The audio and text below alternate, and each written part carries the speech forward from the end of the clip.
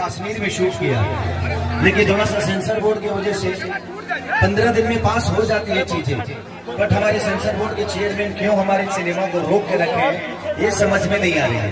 भोजपुरी की सबसे बड़ी सिनेमा है रंडे बसंती और हर जगह से पास है, लेकिन चेयरमैन साहब को क्या प्रॉब्लम है। 22 तारीख को सिनेमा रिलीज है, तो मैं जितने भी लोग हैं इस वीडियो को जरूर हर जगह फैलाइएगा,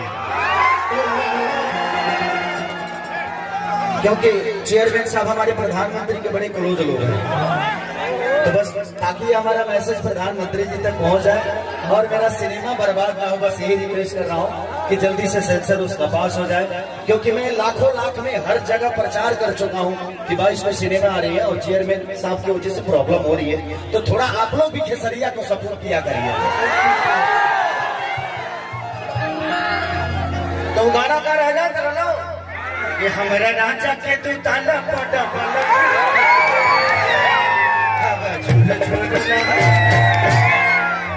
वही लय में एक मेहरारू माई के दरबार में जाके का कर दिया। अरे उतरल राठ सब है जुटल भगवान तो पूजैया होता है। 1 2 1 2 3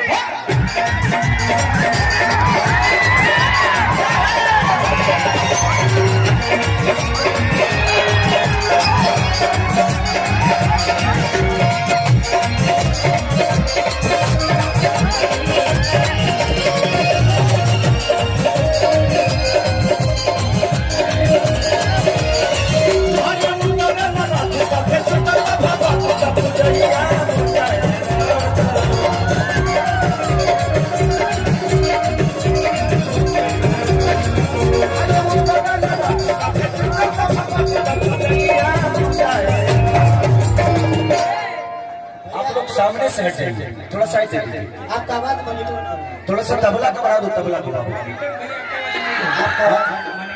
उस मोनीटर में हेलो, उस मोनीटर में मेरी आवाज नहीं जा रही, तो उनकी आवाज इधर चाहिए और मेरी आवाज भी उधर चाहिए और इधर दोनों तीनों तरफ सबकी आवाज सारे मोनीटर में चाहिए। तो आ रहा है, अभी आ रहा है, कम आ रहा है, थोड़ा बढ़ा दो उधर।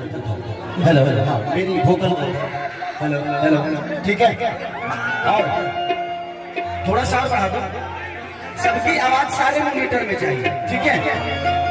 कि नवती नदिया जाने लेकर जागेला तमाय के लाकर तमाय के लाकर तमाय के लाकर नदिया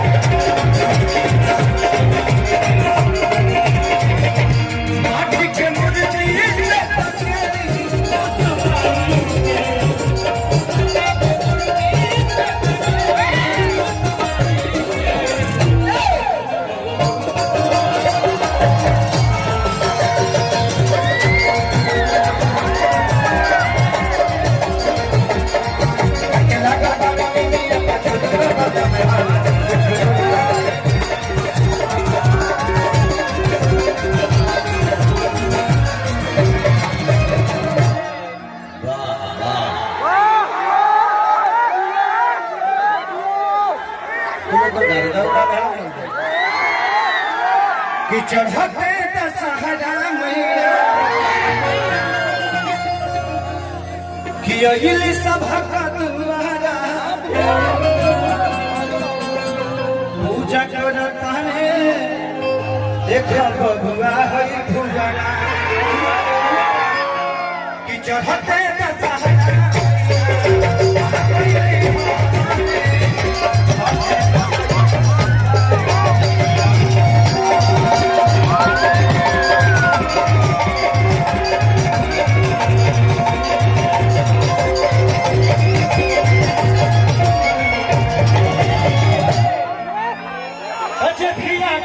मंदिर से न भागेला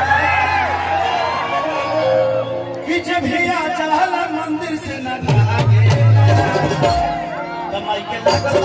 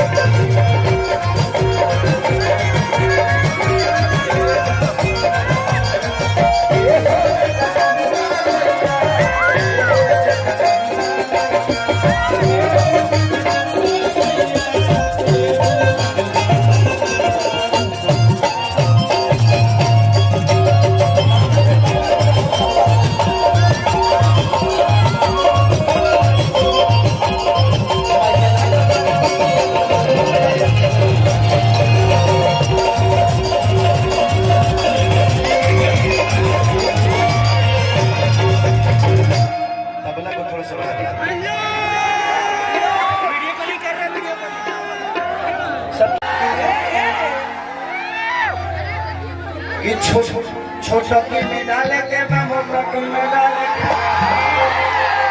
बहुत सही है, चिंता मत करो पगले। आज यहाँ रंग बरसा के जाएगा बेचारा। बस आप लोग दुआ करेंगे कि खेसारी की फिल्म 22 को रिलीज हो जाए और पहली ऐसी फिल्म होगी कि आप सबको मल्टीप्लेक्स में देखने को मिलेगा।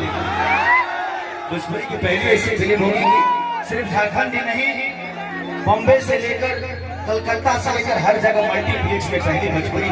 तो हमें सबको ऊर्जवान होकर इस चीज को सपोर्ट करना चाहिए। आज ओबीसी एकता मंच के माननीय हमारे ब्रह्मदेव प्रसाद जी जो आज आप लोगों को इकट्ठा किए हैं खुद के स्वार्थ के लिए नहीं बल्कि आप सबको जोड़ने के लिए, ताकि आप अपने हक की लड़ाई लड़िए। तो कोई आगा आता है तो उसका सपोर्ट हमें करना चाहिए कि कृष्णा पे दरदी अरे पवन पुजारी अरे चरण में बैठल बाए बबुआ खेसारी अरे कृष्णा पे दरदी